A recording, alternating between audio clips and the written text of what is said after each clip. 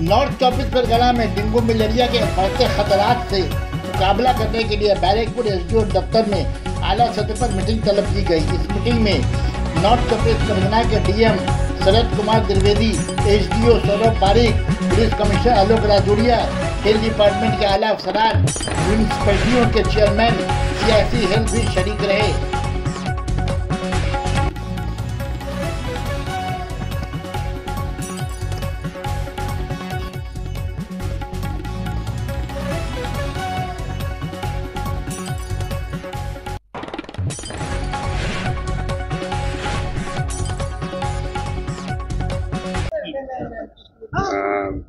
মূলত vector borne disease এবং মিউনিসিপ্যালিটির অন্যান্য ডেভেলপমেন্ট ইস্যুস নিয়ে কম্প্রিহেন্সিভ আলোচনা হলো। তারা চেয়ারম্যানরা ছিলেন, সুডা থেকে প্রতিনিধিরা ছিলেন, কেএমডি এর ইঞ্জিনিয়াররা ছিলেন, সিপি স্যার নিজেও ছিলেন।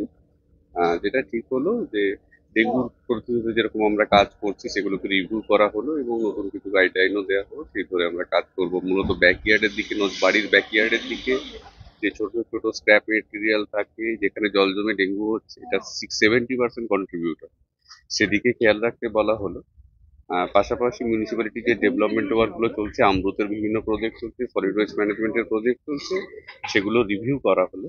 আর একটা নির্দেশ দেওয়া হলো যে আমাদের প্লাস্টিক নিয়ে একটু সচেতনতা গড়ে তোলা দরকার, যার জন্য ড্রেনগুলো ব্লক হচ্ছে, যেখান থেকে ডেঙ্গু আরো বাড়ছে, এবং এটা নিয়ে একটা ম্যাসিভ আমরা অ্যাওয়ারনেস প্রোগ্রাম শুরু করব।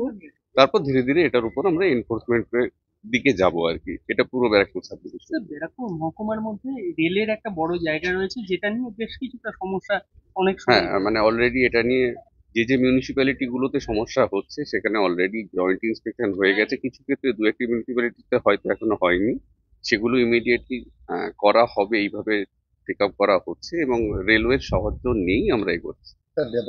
ডেঙ্গুর পরিস্থিতি এখন কেমন? এই মুহূর্তে গত 15 দিন ধরেই একটু একটু করে কমের দিকে আছে। তারপরেও মিউনিসিপ্যালিটি কাজ করছে। আপনারা জানেন এই সময়টাতে একটুখানি বাড়ে এবং আস্তে আস্তে এরপর কমা শুরু হবে। তো আমাদের নজর আছে পুরোটার উপর।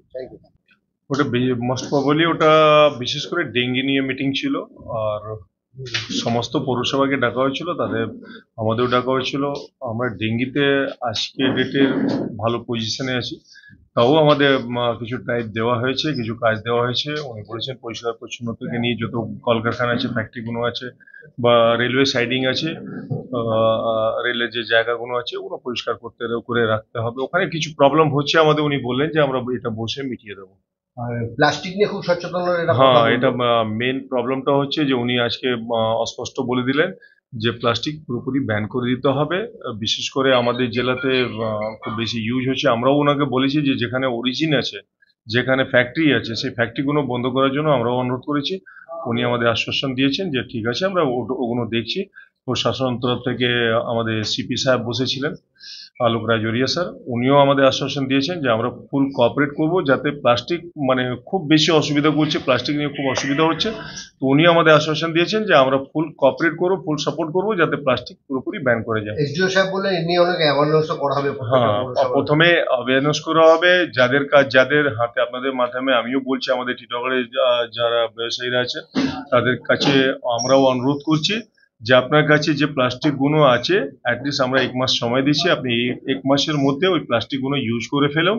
তারপর আর প্লাস্টিক আপনারা ইউজ করবেন না, নাহলে পদক্ষেপ নেওয়া হয়েছে, খুব কড়া পদক্ষেপ নেওয়া হয়েছে প্রশাসন তরফ থেকে, আমাদের তরফ থেকে খুব কড়া পদক্ষেপ নেওয়া হবে। এটা হচ্ছে পুজোর সময় সমস্ত পূজা কমিটিগুলোকে নিয়ে মিটিং করতে হবে। যে সমস্ত হাই রাইজ বিল্ডিং করছে যারা, সেই সমস্ত প্রমোটারদের নিয়ে আমাদের মিটিং করতে হবে। মানে এনিহাউ ডেঙ্গুকে রেজিস্ট করতে হবে। তো সেই জায়গায় দাঁড়িয়ে খড়দা পুরসভা অনেকটা স্বস্তির জায়গাতেই আছে। আমরাও চেষ্টা করছি।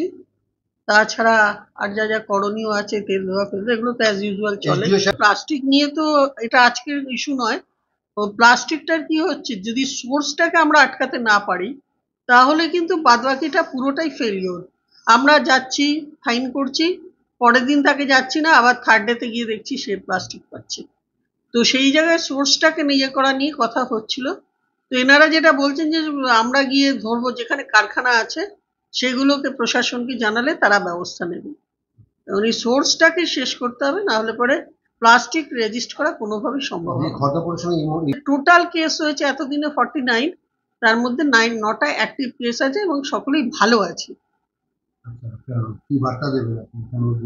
এখনো পর্যন্ত বৃষ্টি তো একটু কমেছে, মানুষকে এটাই বার্তা দেওয়া যে আমাদের সাথে সহযোগিতা করুন, জল জমতে দেবেন না, কোনো জায়গায় যেখানে সেখানে নোংরা ফেলবেন না, প্লাস্টিক ফেলবেন না, ইভেন কি মাটির ভাঁড় বা প্লাস্টিকের যে আজকাল মিষ্টি ফিষ্টি দেয় সেগুলোকে একদম ক্রাশ করে ফেলে আমাদের যারা মাসি গাড়ি যাচ্ছে তাদের ওখানে দিন, যাতে কোনোভাবে জল না জমে, কারণ 1 চামচ জলেও ডেঙ্গুর মশা জন্মায়।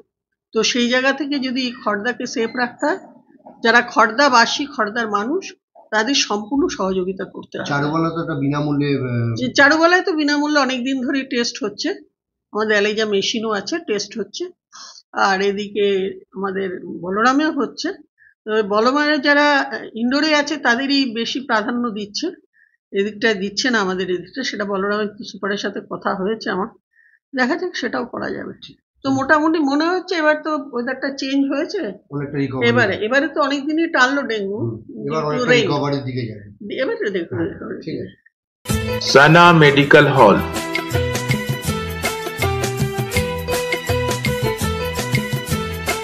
$10% discount on every medicine.